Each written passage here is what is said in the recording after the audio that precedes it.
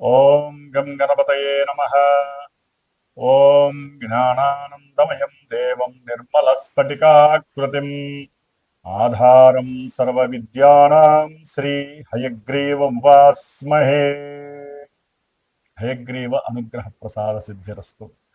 కన్యారాశి వారికి మే 15వ తేదీ నుండి జూన్ 15వ తేదీ వరకు కూడా మరి కన్యారాశి వారికి సూర్యుడు 12వ స్థానాధిపతి అయి 9వ స్థానంలో వృషభ రాశిలో సంచారం.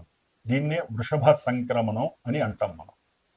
ఈయన ప్రతి నెల ఒక్కొక్క రాశిలో సంక్రమిస్తూ తనిచ్చేటటువంటి ఫలితాల వలన ప్రతి మనిషికి ఆరోగ్యము, అట్లాగే కీర్తి ప్రతిష్టలు, ముఖ్యంగా వృత్తి ఉద్యోగ వ్యాపారాదులు, ఇలాంటివి ఎన్నో కూడా, ముఖ్యంగా జీవ చైతన్యము, ఏకాగ్రత వలన కలిగేటటువంటి లాభాలు, ఇవన్నీ కూడా సూర్యుడు ఇస్తూ ఉంటాడు.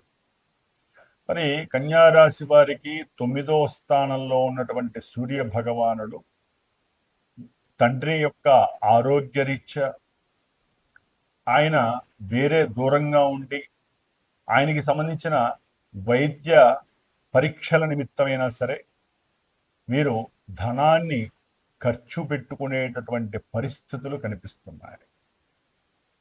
దానివలన దూర ప్రయాణాలకి ఖర్చు, తండ్రి యొక్క ఆరోగ్యం బాలేదని మానసిక బాధ, వారికి సంబంధించినటువంటి ధనము ఖర్చు. మరి ఇన్ని రకాలుగా సూర్య భగవానుడు వీరిని ఇబ్బంది పెట్టడం, అట్లాగే ఈ యొక్క హడావుల్లో అట్లాగే కొంతమందికి కన్యారాశి వారికి ఉన్నటువంటి ఉద్యోగము, మొన్నటిదాకా భయంతో బతుకుతున్న వాళ్ళకి ఉద్యోగం పోవటం, ఆ ఉద్యోగం పోవడం ద్వారా ఆర్థిక సంక్షోభము, దాని ద్వారా మనసంతా వికారం అవ్వటం, కొంతమందికి ఉద్యోగాదుల్లో అంతర్గత శత్రువులు ఉండటం, వారు ఎవరో తెలుసుకునే ప్రయత్నాన్ని వీరు ఎక్కువగా చేస్తూ ఉండటం. ఇది పొలిటీషియన్సా, పారిశ్రామికవేత్తల, మామూలు గవర్నమెంట్ జాబ్స్లో చేసే ఉద్యోగాల వాళ్ళ, వేరే పరమైనటువంటి అంటే వీరి కింద పనిచేసే వారి వలనే, ఎందుకంటే శని దృష్టి రవి మీద పడుతోంది కాబట్టి ప్రతి ఒక్కరికి ఉద్యోగాదుల్లో ఈ యొక్క మాసము చాలా వరకు చాలా మంది రాశుల వారికి, కొంతమంది కుటుంబ పరంగా ఇబ్బందులు ఉంటాయి, కొంతమందికి ఉద్యోగపరంగా ఉంటాయి. కానీ రవి అనేవాడు మొత్తాన్ని సూచిస్తాడు కాబట్టి ప్రతి దాంట్లో కాస్త తక్కువగా ఉన్నటువంటి వాళ్ళు వీరి మీద ఇబ్బందులు పెట్టేటటువంటి పరిస్థితులు ఎక్కువగా ఉంటాయి. కాబట్టి ఒకవేళ తండ్రికి సంబంధించినటువంటి ఆస్తుల విషయాలలో అన్నదమ్ముల మధ్య కాస్త పొరపచ్చాలు జరిగి మాట ద్వేషము కలిగి ఇబ్బందులు కలిగేటటువంటి పరిస్థితి. మరికొంతమందికి ఉద్యోగం లేక విదేశాల్లో కావచ్చు, స్వదేశంలో కావచ్చు, ఏం చేయాలో తెలియక దూర ప్రాంతాలకి తిరగటం, ఊరికినే ప్రయాణాలు చేయటం, ఉన్నటువంటి ఆ 10 రూపాయలు వదిలించుకోవటం. ఇట్లా కన్యారాశి వారికి ప్రయాణాల ద్వారా, పితృ సంబంధిత విషయాల ద్వారా పూర్వజన్మ పుణ్యార్జితము తగ్గి లోపించి ధనము ఖర్చు అయ్యేటటువంటి పరిస్థితి, కుటుంబంలో వీరికంటూ స్వస్థత లేకపోవటం, అట్లాగే ఆరోగ్యపరమైనటువంటి ఇబ్బందులు కావచ్చు, ఏదో కొత్తదనాన్ని అన్వేషిస్తూ కొంతమంది అయితే కనుక రాజకీయ నాయకుల్ని కలవాలి, వారికి సంబంధించినటువంటి గృహ క్రయ విక్రయాదుల గురించి మాట్లాడాలి, లేకపోతే ఉద్యోగంలో ఎక్కడో అక్కడ వీరికి ఇష్టమైనటువంటి ప్రదేశంలో ఇరికించాలి, అంటే ఇక్కడ కాకుండా కొంతమందికి దూరంలో ఉండాలి అనే కోరిక ఉంటుంది. ఎందుకంటే ప్రమోషన్ ద్వారా ధనము ఆర్జితం ఎక్కువ అవుతుంది. లేకపోతే ఇక్కడ ఉన్నటువంటి కుటుంబ సమస్యల వలన నేను కాస్త దూరంగా వెళ్ళి బతికితే బాగుంటుందని చెప్పి ఆ యొక్క ఉద్యోగ ప్రయత్నాదుల్లో పెద్ద వాళ్ళని కలిసి వాళ్ళతో మాట్లాడే అవకాశం కూడా కలుగుతోంది సూర్య భగవానుడు ద్వారా. బట్ ఏదైనా సూర్య భగవానుడు 9వ స్థానంలో ఉండటం ద్వారా వీరికి పూర్వజన్మ ఆర్జితము కాస్త తక్కువగా అవుతోంది కాబట్టి కాస్త సూర్యుడికి సంబంధించిన ఆరాధన ఏదో రకంగా చేసుకోండి. అది ఆదిత్య హృదయం చదువుతారా, విష్ణు సహస్రనామం చదువుతారా, అది మీ యొక్క అవకాశాన్ని బట్టి మీరు చేసుకోండి. ఎందుకంటే వీరి యొక్క జన్మ రాశ్యాధిపతి కన్యా రాశికి అధిపతి బుధుడు. ఈయన వ్యాపారకారకుడు. వ్యాపారాలకు సంబంధించిన విషయాలలో పూర్తిగా నష్టాలు కలిగే అవకాశం ఉంటుంది. వీరు ఎంతో భాగ్యం వస్తుంది అనుకుంటారు కొంతమంది. వ్యాపారంలో మీరు అనుకున్న పని జరుగుతుంది, మేము అనుకున్నటువంటి వ్యాపారాన్ని ప్రారంభం చేస్తాము, పని అయిపోతుంది అనుకుంటారు. కానీ కొంతమందికి అది పెద్ద పెద్ద వ్యాపారులు కావచ్చు, చిన్న చిన్న వ్యాపారాలు కావచ్చు, గవర్నమెంట్ ద్వారా ఎవరైతే ఉద్యోగస్తులు పనిచేస్తున్నారో ప్రభుత్వ ఉద్యోగాదుల్లో, లేకపోతే ప్రభుత్వ రంగంలో ఉన్నటువంటి సీనియర్ మోస్ట్ పెద్ద పెద్ద అధికారుల ద్వారా, లేదా డైరెక్ట్గా పొలిటీషియన్స్ ద్వారా వీరికి ఎన్నో రకాలైనటువంటి వ్యాపార వృత్తి ఉద్యోగ ధర్మాదుల్లో కష్ట నష్టాలు తప్పవు ఈ నెల మొత్తము కూడా. మే 30 తర్వాత బుధుడు స్వక్షేత్రమైనటువంటి కర్మస్థాన అయినటువంటి తన యొక్క సొంత క్షేత్రంలో మిథున రాశిలో ప్రవేశించటం వలన కాస్త వీరు ఆశించినంత మేర చక్కగా ఉద్యోగ అవకాశాలు రావటానికి వీరు ఎంత ప్రయత్నం చేయాలో అంత ప్రయత్నాన్ని, వీరికి ఉన్నటువంటి తెలివితేటలన్నిటినీ రంగరిస్తారు. చక్కటి వాక్చాతుర్యంతో, సంభాషణతో అవతల వ్యక్తుల్ని ఆకట్టుకోవడానికి ప్రయత్నాలు బాగా చేస్తారు. దాని ద్వారా వీరికి కొత్త కొత్త ఆలోచనల యందు స్ఫూర్తి కలుగుతుంది. కొత్త కొత్త పరిచయాల ద్వారా వ్యాపారస్తుల్లో కొత్త కొత్త వాళ్ళని పరిచయం అవ్వడం ద్వారా కొంత వ్యాపార పరిజ్ఞానం ఎక్కువగా ఉంటుంది. అట్లాగే విద్యార్థులకి కొంతమందికి బుద్ధి సరైనటువంటి మోతాదులో లేక వారు ఏం చదవాలి, ఏ రకమైనటువంటి వృత్తి ఉద్యోగాదులు, ఇటు ఉద్యోగం చేయాలా, వ్యాపారం చేయాలా, ఇలాంటి ఎన్నో ఆలోచనలు కన్ఫ్యూజింగ్ స్టేజ్లో ఉండటానికి అవకాశం ఉంటుంది ఈ యొక్క కన్యారాశి వారికి. ఎందుకంటే 12వ స్థానంలో ఉన్నటువంటి కేతువు సరైనటువంటి ఆలోచనలు ఇవ్వడండి. అసలు ఆయన ఏం చేస్తాడో, ఏం ఆలోచింపజేస్తాడో కూడా తెలియనటువంటి పరిస్థితి. ఇందా చెప్పిన ఉద్యోగానికి కూడా కారణం, ఉద్యోగాలు పోయిన వాళ్ళకి అసలు ఉద్యోగాలు రాకుండా ఉండటానికి కూడా కారణం ఈ యొక్క కేతు. అందుకనే గణపతికి సంబంధించిన హోమాదులు, గణపతికి సంబంధించిన ఆరాధన, లేకపోతే సంకష్టాల చతుర్థికి చతురావృతి తర్పణాలు వదలటము, దీనివలన ఆరోగ్యము, తండ్రిపరమైనటువంటి ఆరోగ్యము, లేకపోతే ప్రయాణాలయందు ప్రమాదాలు లేకుండా ఉండటము, ఉద్యోగాదుల్లో భంగము లేకుండా ఉండటము, కీర్తి ప్రతిష్టలు పక్కకి నెట్టివేయకుండా వీరు పెంచుకోకపోయిన పర్వాలా, ఉన్న ప్రతిష్టని పాడు చేసుకోకుండా ఉంటే చాలు. దానికి పాడు చేసేటటువంటి స్థానంలో ఈ యొక్క కేతు ఉండడం వైరాగ్యకరమైనటువంటి స్థితి. కొంతమందికి సంతానపరమైనటువంటి నష్టాలు కూడా కనిపిస్తున్నాయి కన్యారాశి వారికి. ఎందుకంటే 9, 12 ఈ 2 స్థానాలు కూడా సంతానానికి కాస్త విశేషమైనటువంటి ప్రాధాన్యతనిస్తాయి. పోగొట్టే స్థానంలో కేతు ఉన్నాడు కాబట్టి కొంచెం జాగ్రత్తగా ఉండాలి. రవికేతువుల యొక్క దోషము పితృదోషాలను కూడా కలుగజేస్తుంది.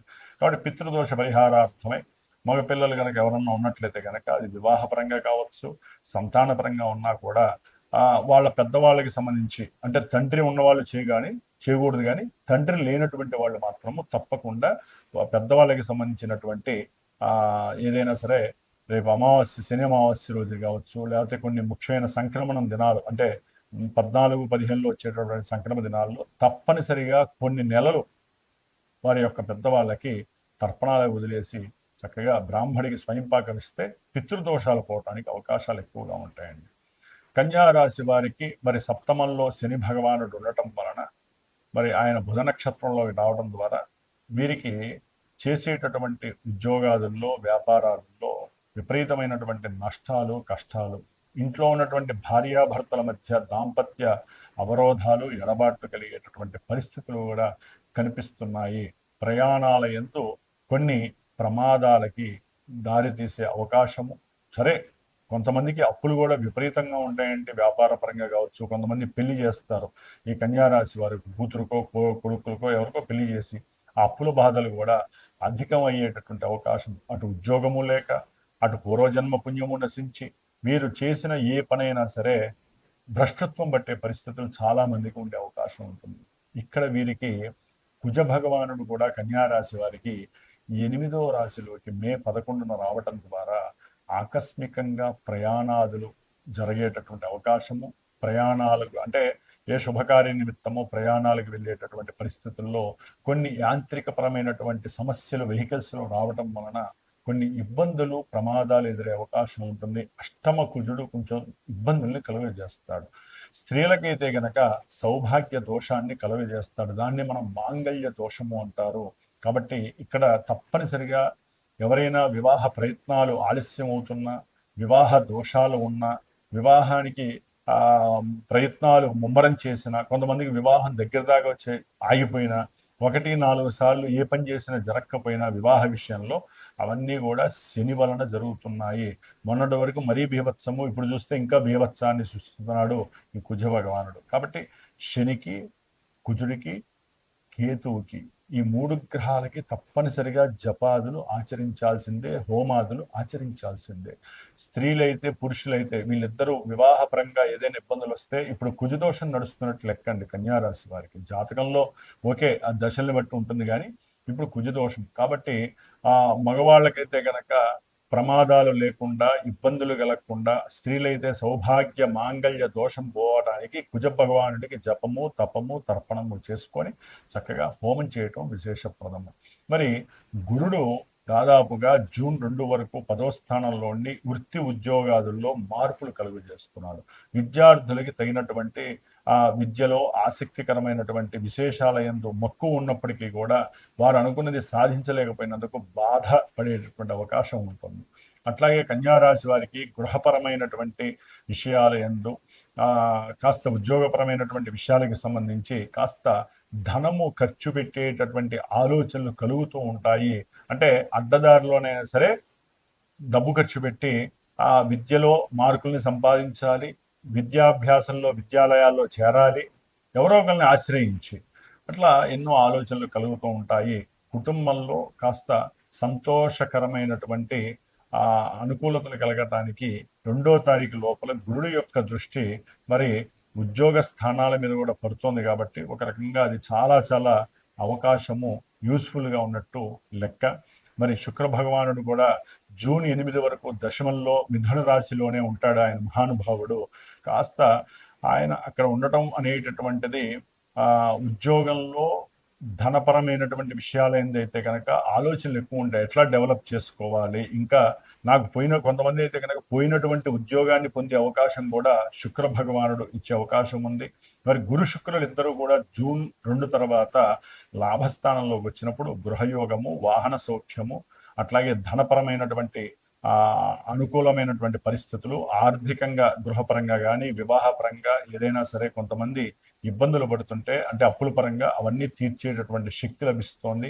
గృహ ఉపకరణాల యొక్క వస్తువులు కొనేటటువంటి అవకాశం కూడా ఈ గురు శుక్రులు జూన్ 2 తర్వాత వీరికి కన్యారాశి వారికి చాలా చక్కటి లక్ష్మీ కటాక్షాన్ని ఇస్తున్నట్టుగా తప్పకుండా భావించండి.